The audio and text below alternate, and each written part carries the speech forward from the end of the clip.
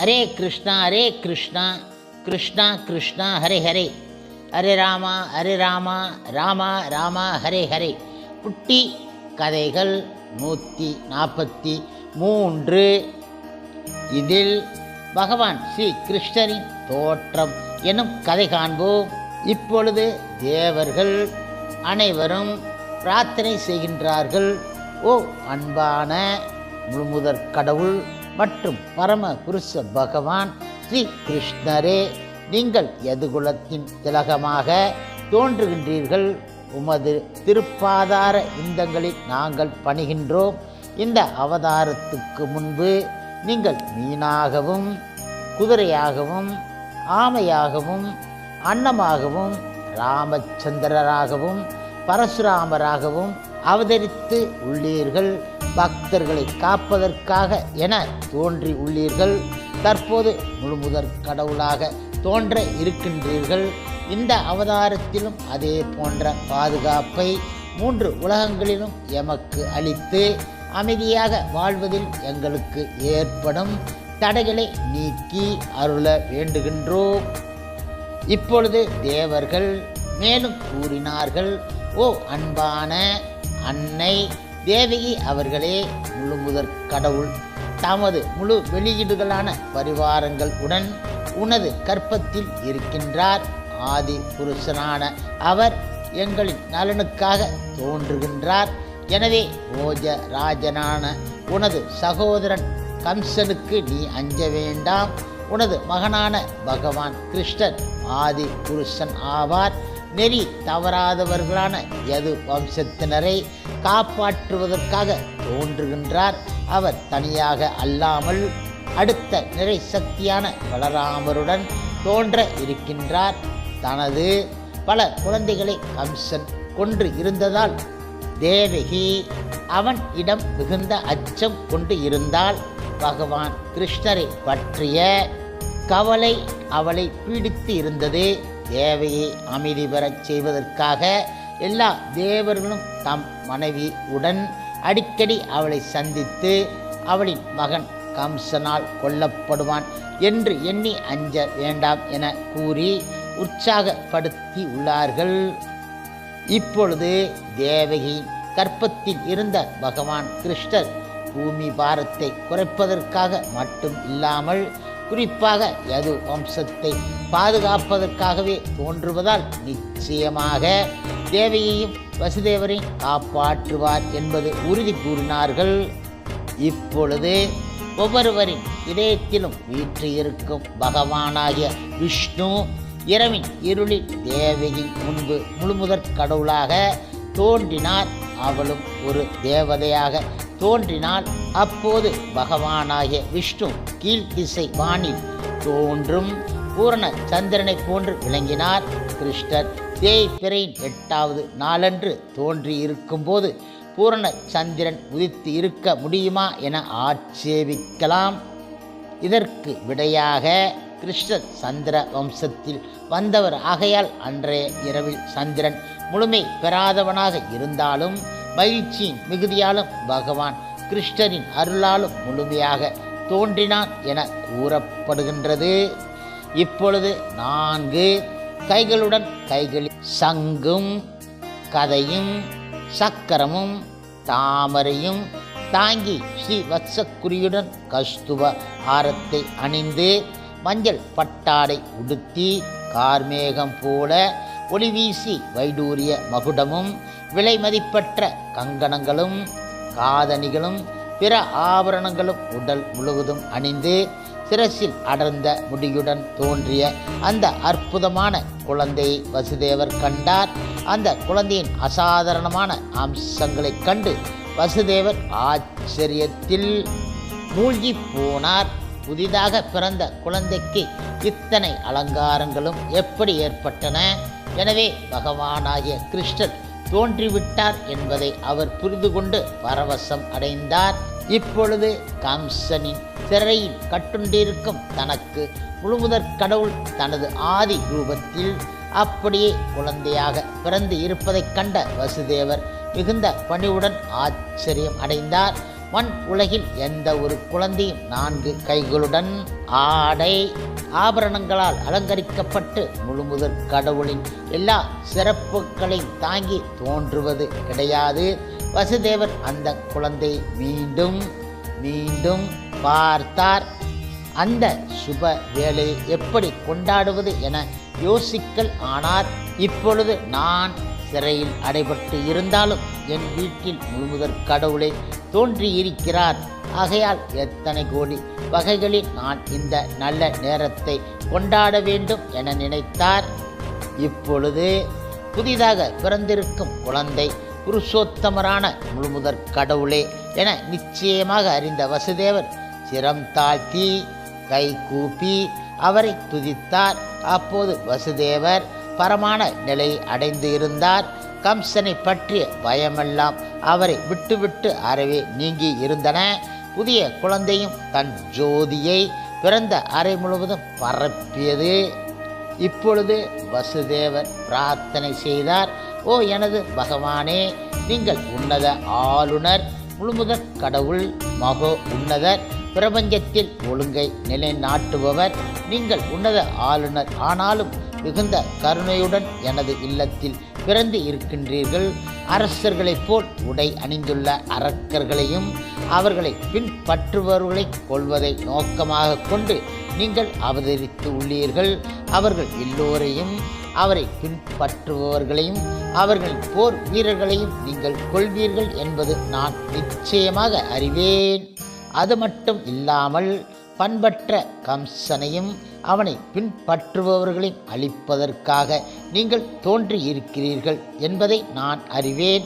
ஆனால் நீங்கள் இவ்வாறு தோன்றுவீர்கள் என்பதை அறிந்த கம்சன் உமக்கு முன் பிறந்தவர்களை உமது மூத்த சகோதரர்களான அவர்களை ஏற்கனவே கொன்றுவிட்டான்.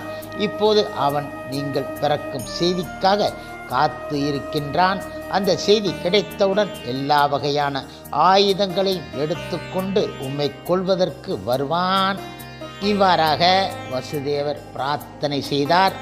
ஓ எனது பகவானே, உக்கிரசேனனின் மகனான கம்சனின் கொடிய கரங்களிலிருந்து எங்களை காப்பாற்றுவீராக. தன்னை காப்பாற்றும்படி பகவானிடம் பிரார்த்தித்த தேவகி தன் தாய் அன்பை வெளிப்படுத்தினாள். அவள் மேலும் கூறினாள், ஓ நீர் பிறந்து இருப்பதை அறிந்தவுடன் கம்சன் உமக்கு தீங்கு செய்ய எத்தனிப்பான்.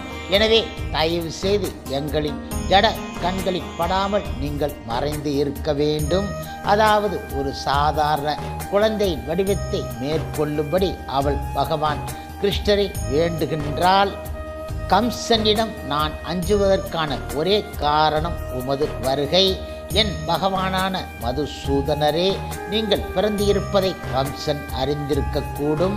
எனவே விஷ்ணுவின் சின்னங்களான சங்கு, சக்கரம், கதை, தாமரை ஆகியவற்றை தாங்கியுள்ள 4 கைகளை கொண்ட இந்த வடிவத்தை மறைத்து கொள்ளுங்கள். பிரபஞ்சத்தின் முடிவில் நீங்கள் பிரபஞ்சம் முழுவதையும் உமது வயிற்றுக்குள் வைத்து கொண்டு இருக்கிறீர்கள். எனினும் உமது தூய கருணையினால் நீங்கள் எனது கற்பத்தில் தோன்றி உள்ளீர்கள். மேலும் உமது பக்தனை மகிழ்ச்சிப்படுத்துவதற்காக சாதாரண மனித பிறவி போல் நீங்கள் நடந்து கொள்வது எனக்கு மிக மிக வியப்பாக இருக்கிறது என்றாள் அவள். அவர் மேலும் கூறினார், புருஷோத்தமராகிய நானே உங்களுக்கு குழந்தையாக பிறந்து இருக்கிறேன் என்பதை உணர்த்துவதற்காக நான் இந்த விஷ்ணு வடிவில் தோன்றினேன். நான் ஒரு சாதாரண குழந்தையாக பிறந்து இருக்க முடியும். ஆனால் முழுமுதற் கடவுளான நானே உங்களுக்கு குழந்தையாக பிறந்து இருக்கிறேன் என்பதை நீங்கள் நம்ப மாட்டீர்கள். என் அருமை தாய் தந்தையரே, என்னை நீங்கள் பலமுறை மிகுந்த அன்புடன் உங்கள் குழந்தையாக வளர்த்து இருக்கின்றீர்கள்.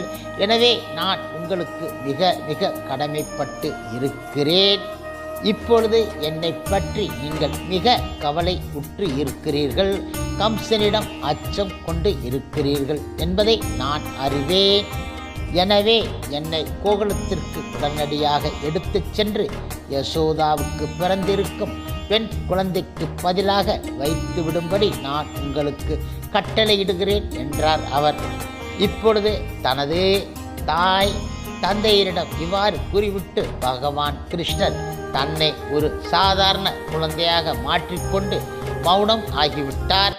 முழுமுதற் கடவுள் மற்றும் பரம புருஷ பகவான் ஸ்ரீ கிருஷ்ணரின் கட்டளைப்படி வசுதேவர் தனது மகனை பிரசவ அறையில் இருந்து எடுக்க முற்பட்ட அதே சமயத்தில் நந்தனுக்கும் யசோதைக்கும் ஒரு பெண் குழந்தை பிறந்தது. பகவானின் உள்ளுரை சக்தியான யோகமாயி அவ்வாறு பெண்ணாக பிறந்து இருந்தால், இப்பொழுது யோகமாயி எனும் சக்தியின் பிரபாவத்தால் கம்சனின் அரண்மனையில் இருந்தவர்கள் எல்லோரும், குறிப்பாக வாசல் காப்பாளர்கள் ஆழ்ந்து உறங்கி போய்விட்டார்கள். கதவுகள் தாளிடப்பட்டு சங்கிலிகளால் பிணைக்கப்பட்டு இருந்தும் தாமாகவே திறந்து கொண்டு விட்டன. இரவின் இருள் அடர்ந்து இருந்தது. எனினும் வசுதேவர் பகவான் கிருஷ்ணரை தமது மடியில் எடுத்துக்கொண்டு வெளியில் சென்றதும் சூரிய வெளிச்சத்தில் காண்பது போல எல்லாம் தெளிவாக தெரிந்தன. இப்பொழுது வசுதேவர் பகவான் கிருஷ்ணரை சுமந்து சென்றபோது இரவின் இருள் மறைந்து விட்டது. சிறை கதவுகள் தாமாகவே திறந்து கொண்டு விட்டன. அதே சமயம் ஆகாயத்தில் பெரும் இடியிடித்து பலமாக மழை பெய்தது. கொட்டும் மலையில் வசுதேவர் பகவான் கிருஷ்ணரை சுமந்து சென்றபோது அவருக்கு மழையினால் இடைஞ்சல் ஏற்படாத வகையில் சேஷன் தனது விரிந்த படத்தை குடையாக பிடித்து சென்றார். இப்பொழுது வசுதேவர் யமுனை ஆற்றின் கரையை அடைந்தபோது யமுனையில் அலைகள் ஆர்ப்பரித்து கொண்டு இருந்ததையும் நீர்ப்பரப்பு முழுவதும் நுரை பொங்கி வந்ததையும் கண்டார்.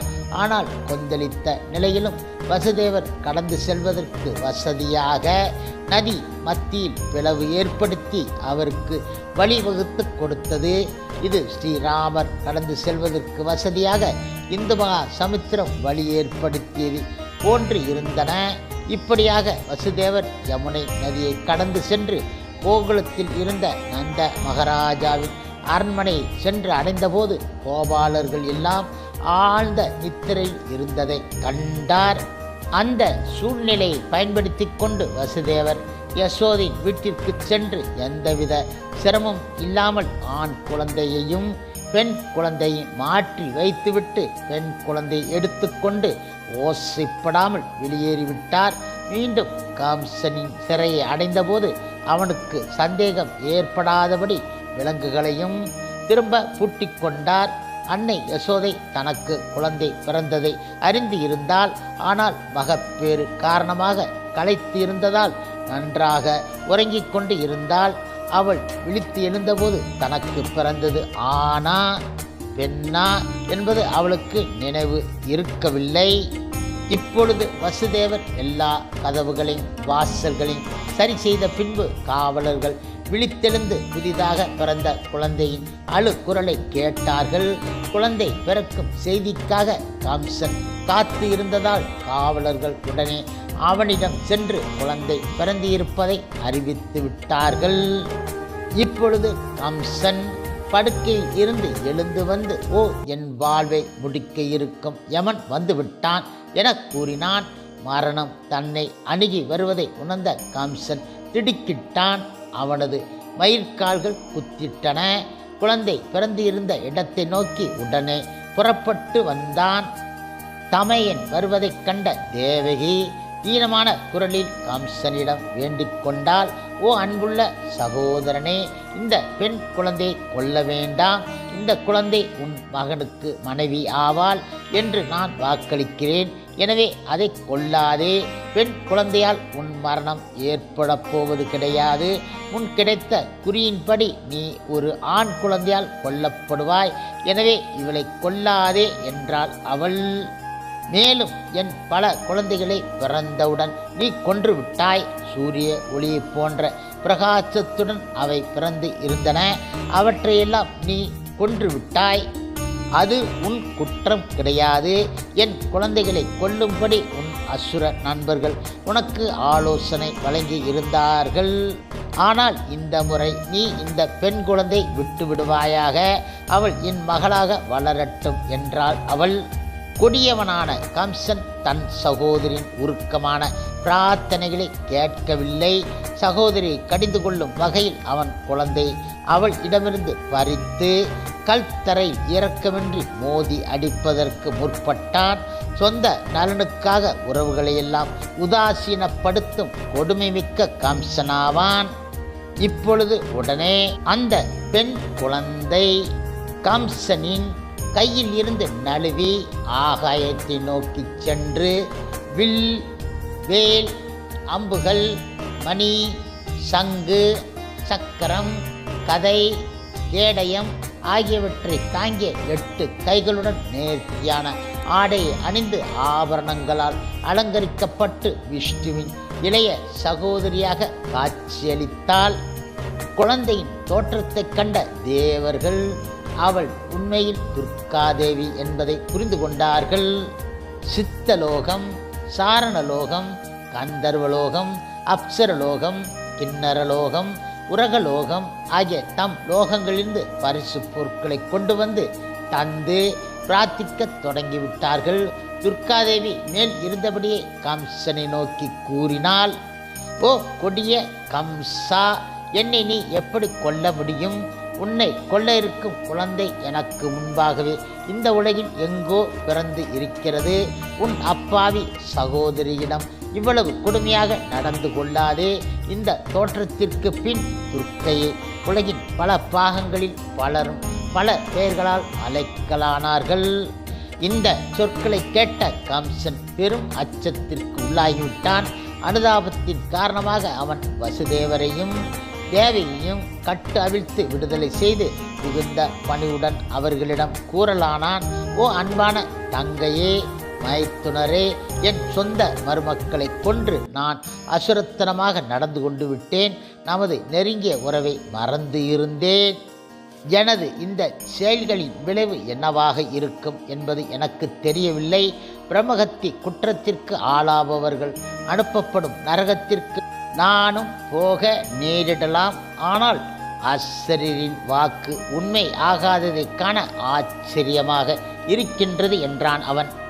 ஓ எனதருமை வசுதேவரே, தேவகியே, நீங்கள் இருவரும் உயர்ந்த ஆத்மாக்கள். உங்களுக்கு நான் கற்றுத்தரக்கூடியது எதுவும் கிடையாது. ஆனால் உங்கள் குழந்தைகளின் மரணத்திற்காக நீங்கள் வருந்த வேண்டாமென கேட்டுக்கொள்கிறேன். நாம் ஒவ்வொருவரும் உயர் சக்தி ஒன்றின் கட்டுப்பாட்டில் இருக்கின்றோம். அது நம்மை எப்போதும் ஒன்று சேர்த்து இருக்க அனுமதிப்பது கிடையாது என்றான் அவன்.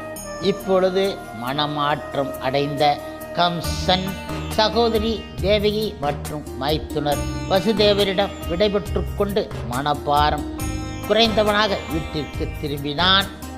ஆனால் மறுநாள் கம்சன் தன் ஆலோசகர்களை எல்லாம் அழைத்து முந்தைய இரவு நடந்ததையெல்லாம் கூறினான். கம்சனின் ஆலோசகர்கள் எல்லாம் அரக்கர்கள் ஆதலால் தேவர்களின் நிரந்தர பகைவர்களாக இருந்தார்கள். எனவே கடந்த இரவின் நிகழ்ச்சிகளை பற்றி அவர்களின் எஜமானான கம்சனிடம் கூறினார்கள். ஓ அன்புள்ள ஐயா, இப்போது நாம் எல்லா நகரங்களிலும் நாடுகளிலும் கிராமங்களிலும் மேய்ச்சல் நிலங்களிலும் கடந்த 10 நாட்களில் பிறந்த எல்லா குழந்தைகளையும் கொள்வதற்கு ஏற்பாடு செய்வோம். இதை நாம் முன்பின் யோசிக்காமல் செய்ய வேண்டும். இந்த கடும் நடவடிக்கைகளை நாம் மேற்கொண்டால் நமக்கு எதிராக தேவர்களால் எதுவும் செய்ய முடியாது என நாம் நினைக்கின்றோம். நம்முடன் யுத்தம் செய்ய அவர்கள் எப்போதும் அஞ்சுவார்கள். கம்சனாகிய உங்களின் அபார வலிமையைக் கண்டு தேவர்கள் மிக மிக அஞ்சுகின்றார்கள். அவர்கள் உமக்கு பயந்து, தேவர்கள் உயிருக்கு பயந்து எல்லா திசைகளிலும் சிதறி ஓடியதை நாங்கள் அனுபவத்தில் கண்டு இருக்கின்றோம். தேவர்களில் பலர் உம்மிடம் போரிட இயலாதவர்களாக தம் தலைப்பாகைகளையும் கொடிகளையும் உம்மிடம் சமர்ப்பித்துவிட்டு சரண் அடைந்து உள்ளார்கள். உமது வலிமையைக் கண்டு நாங்கள் அஞ்சுகின்றோம். அபாயகரமான இந்த போரில் இருந்து எங்களை காப்பாற்றுங்கள் என அவர்கள் கெஞ்சி இருக்கிறார்கள். தேவர்கள் பயந்து உங்களிடம் சரண் அடைந்து இருக்கின்றார்கள். நீங்களும் அவர்களை கொல்லவில்லை. விஷ்ணுவை பொறுத்தவரை அவர் உயிர் வாழிகளின் இதயங்களில் ஒளிந்து கொண்டு இருப்பதால் ஒருபோதும் வெளியே வரமாட்டார். சிவபெருமானோ எல்லா செயல்களையும் விட்டுவிட்டு காட்டுக்கு சென்று விட்டார். பிரம்மாவோ வெவ்வேறான தவங்களையும் தியானங்களையும் மேற்கொண்டு காலம் கழிக்கின்றார். தேவேந்திரனாகிய இந்திரன் உமது பலத்துக்கு முன்னால் ஒரு துரும்புக்கு சமானம். ஆனாலும் நாம் தேவர்களை அசட்டை செய்வது இல்லை. ஏனென்றால் அவர்கள் நமது தீராத பகைவர்கள். நம்மை பாதுகாப்பதில் நாம் எச்சரிக்கையாக இருக்க வேண்டும். அவர்களை வேரோடு அழிக்க நாங்கள் உமது கட்டளைக்காக காத்து இருக்கிறோம் என்றார்கள். தேவர்களின் பலத்திற்கான அடிப்படை விஷ்ணு ஆவார். மத கோட்பாடுகள் அவரை திருப்திப்படுத்துவதற்காக ஏற்பட்டவை. வேத கட்டளைகள், பிராமணர்கள், பசுக்கள், விரதங்கள், பலிகள், தான தர்மங்கள் எல்லாம் விஷ்ணுவை திருப்திப்படுத்துவதற்காக ஏற்பட்டவை. எனவே வேத விற்பன்னர்களான பிராமணர்களையும் யாகங்களை நடத்தும் முனிவர்களையும் கொள்வதோடு நாம் நம் நடவடிக்கைகளை தொடங்கலாம். யாகத்துக்கு தேவையான வெண்ணெயை தரும் பசுக்களை எல்லாம் கொன்றுவிடலாம். இவையெல்லாம் கொள்வதற்கு அனுமதி அளிப்பீராக என்றார்கள் கம்சனிடம். இவ்வாறாக அசுர அமைச்சர்களின் ஆலோசனைகளை பெற்ற கம்சன் எல்லாவற்றையும் விழுங்கும் கால கரியனும் சங்கிலியால் பிணைக்கப்பட்டு இருந்தவன்.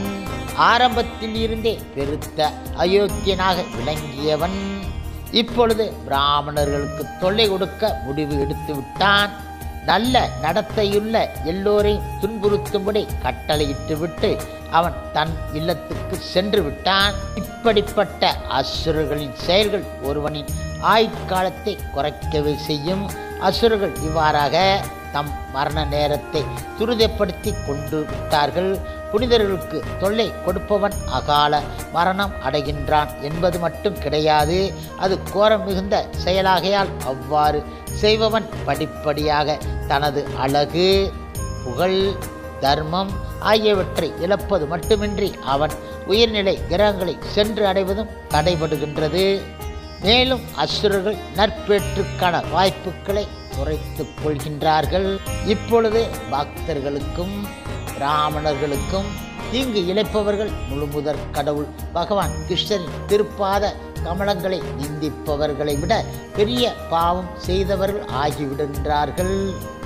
இவ்வாறாக கடவுள் அற்ற நாகரிகம் எல்லா துயரங்களுக்கும் காரணம் ஆகின்றது.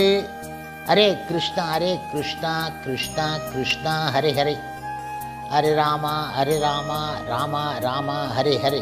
சில பிரபுபாதரின் சேவையில் இஸ்கான் பக்தர்கள்.